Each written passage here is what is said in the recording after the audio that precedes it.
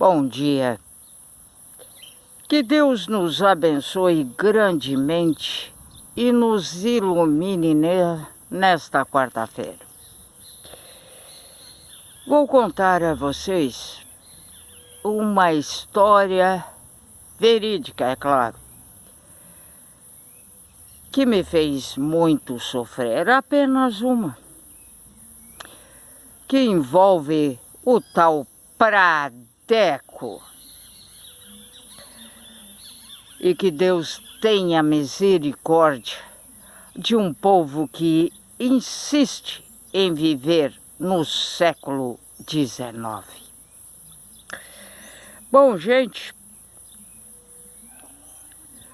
a gente nunca deve culpar a descendência e muito menos os amigos de quem, no exercício legal de suas funções, segue a lei sem sair de uma vírgula e toma decisões. A doutora Arcádia Albina Brolli, que odiava ser chamada de doutora, porque não era doutora, só tinha o bacharelado, pago por Getúlio Vargas, aquele grande homem. A doutora é a filha, porque a mãe assim quis. Mas o fato de ser filha da dona Arcádia e ser ela a autoridade na época, juntamente com o prefeito, as duas autoridades, isso custou muita dor e sofrimento para mim. Sem falar que os italianos começavam suas brigas lá no século XIV, XV, XVI e seguia gerações e gerações, e essas brigas tão antigas que ninguém sabe ao certo o quê, foram passando de geração em geração e acabou chegando no Bel Paese. E se estabeleceram no acampamento da Gruta Nossa Senhora de Lourdes, naquilo que hoje chamamos de Pradeco. Pois bem, desde que eu me conheço por gente, e espero que tenha acabado, existiu uma briga entre Virza e Beltrame. Segundo a matemática, a ordem dos produtos, a ordem dos fatores não altera o produto. Os Beltrame queriam que a linha se chamasse Beltrame-Verza. E os Verzas queriam Verza-Beltrame. E a minha mãe apaziguava essa briga porque eram famílias conhecidas desde o tempo de Itália, por gerações. E era uma grande amizade. Eu preferia os vô Verza, porque me bajulavam. Foi muito colo, me adulavam, faziam as minhas vontades. A minha mãe estava lá no Beltrame, eu fugia para o Verza. Aí o vô Beltrame perguntava: Dona Arcádia, cadê a nenê? Ah, deve ter fugido lá para os Verza. De fato. Então era o vô Beltrame e o vô e a avó Verza. Como eu dizia na época, os vô Verza e os vô Beltrame. Com o tempo, a palavra final veio. Fica a linha Beltrame Verza e ponto final. E essa história, que eu sempre paguei o pato, saiu do Brasil e foi parar no Peru. Na época, eu era muito pequenininha. Na atribuição de seus afazeres legais, a minha mãe fechou a vinícola Beltrame. Ela recebeu uma denúncia de um pradense. Já não é mais vivo. Comprou um garrafão de vinho Beltrame e levou para Caxias. Haveria uma festa de comemoração de 50 anos de casamento de não sei quem lá. E o pessoal passou muito mal e foram parar num hospitalzinho que existia na época. Saiu os exames, saiu a opinião do médico, o laudo do médico. E aí entregou tudo para a mãe e a mãe fez a denúncia.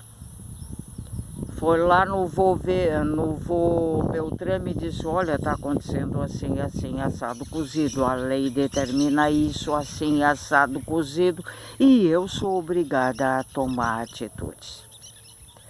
E segundo o que a mãe contou, o vô Beltrame disse, a senhora sabe o que faz. Eu não estava sabendo nada disso. Eu estou velho. Não sou eu que cuido da vinícola.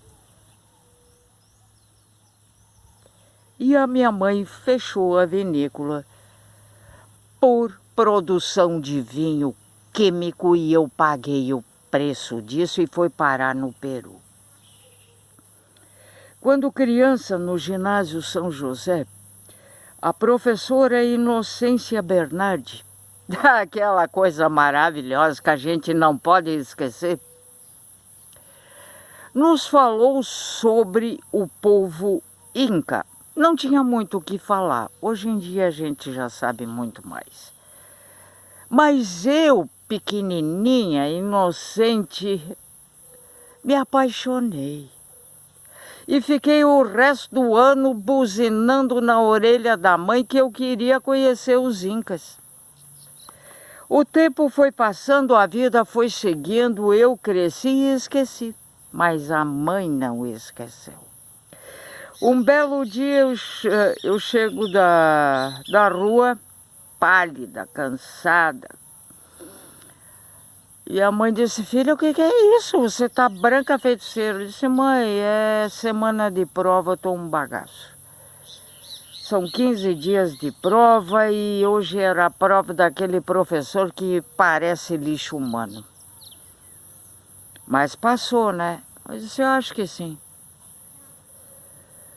Porque se eu reprovar com ele, eu chuto o saco dele. Você vai dormir que eu faço o almoço. Vai descansar.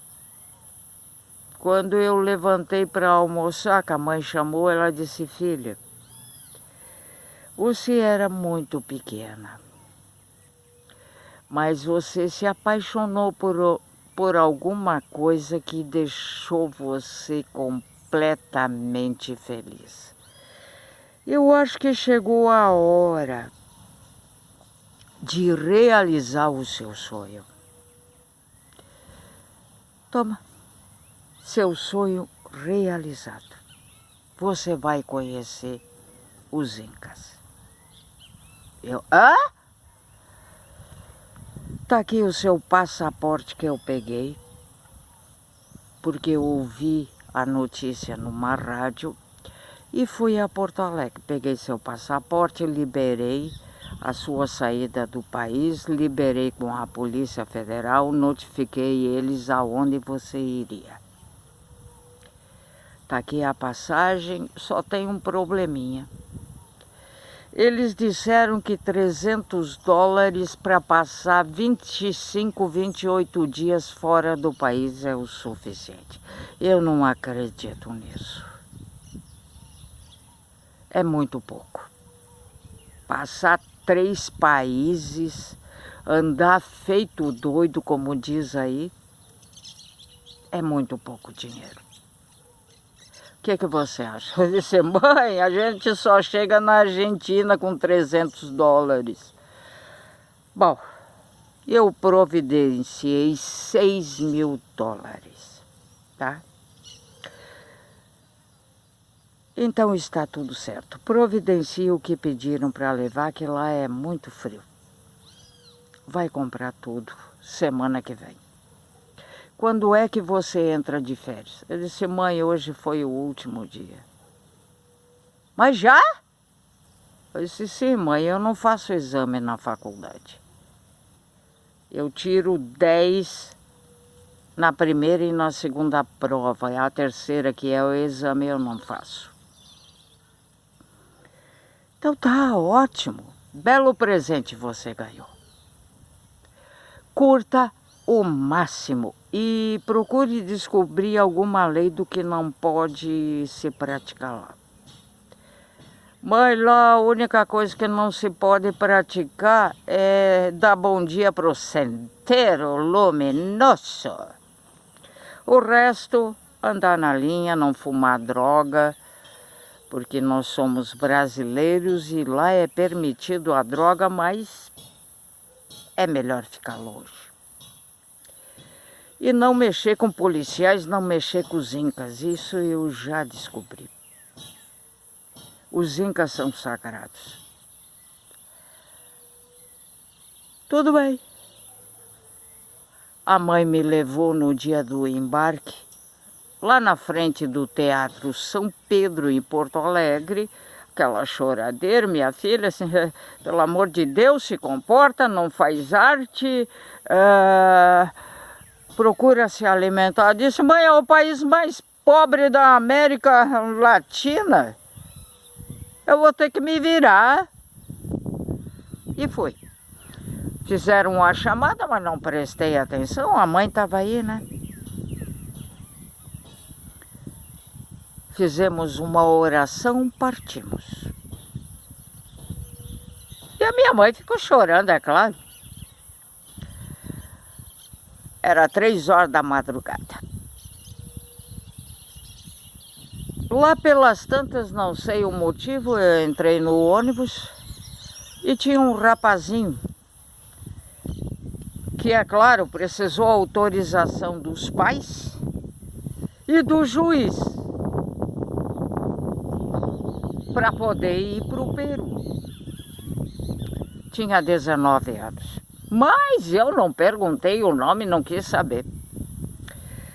Eu só sei, porque isso, porque aquilo, porque aquele outro. Eu tenho 19 anos, vim para essa excursão para desaparecer, para tirar as preocupações da minha cabeça, porque eu tenho uma conta bancária gigantesca, porque eu tenho jet ski, porque eu tenho casa na praia, porque eu tenho uma moto 1.200 cilindradas. Eu olhei para ele, garoto, maneira um pouco. Aqui, desde a partida até a nossa chegada no Brasil de volta, somos uma família. Nós cuidamos um do outro. Aconteça o que acontecer, é um por todos e todos por um. Então, maneira.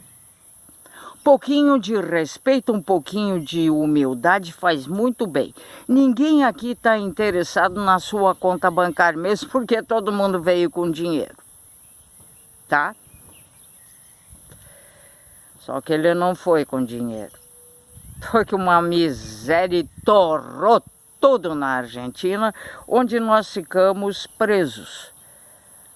Soltaram uma bomba em Buenos Aires e quando a gente chegou na aduana entre a Argentina e o Chile, ficamos presos 3 dias.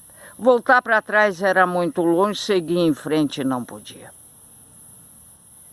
Aí começamos a brincar em 4 metros de altura de neve. Eu aprendi a esquiar de tanto tombo que levei. Achei que era muito difícil.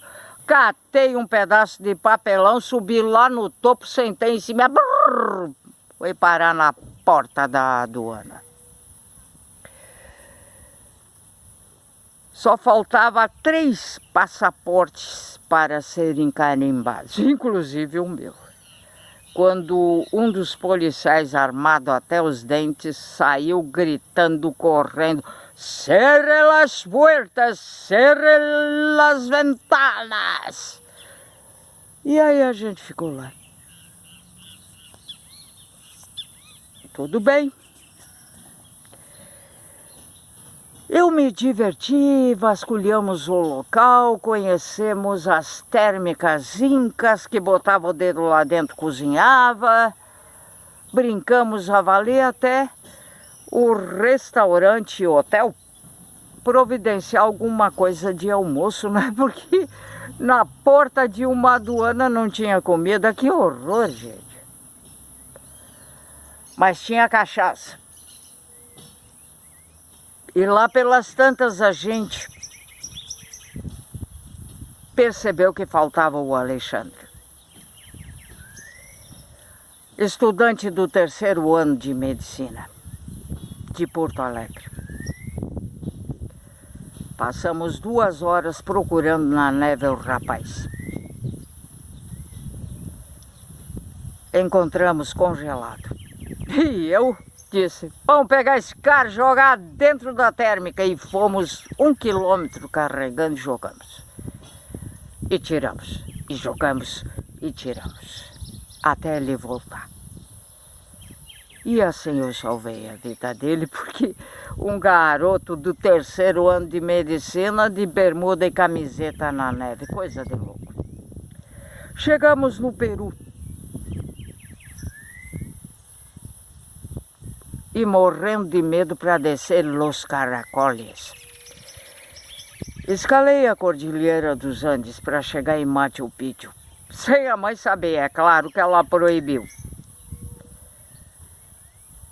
5.000 metros de altura, se alguém cair, despencar daquela montanha, ninguém vai buscar os restos mortais, porque não sobra nada.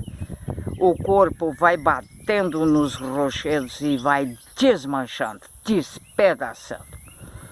Quando cheguei no primeiro acampamento, eu tinha carregador, a mochila cheia de comida e as minhas coisas que eu precisava.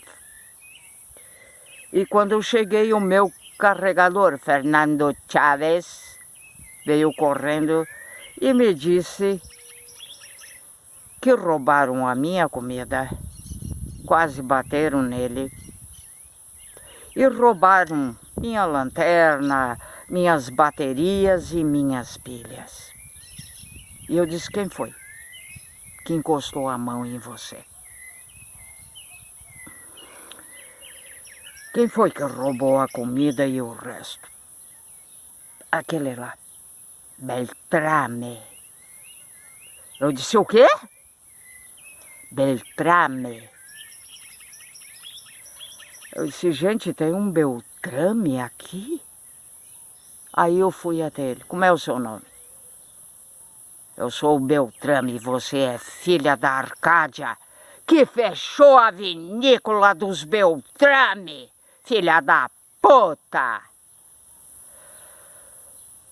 E o pau comeu. No topo da cordilheira. Tanto é que todo mundo teve que se meter no meio, porque a coisa foi feia.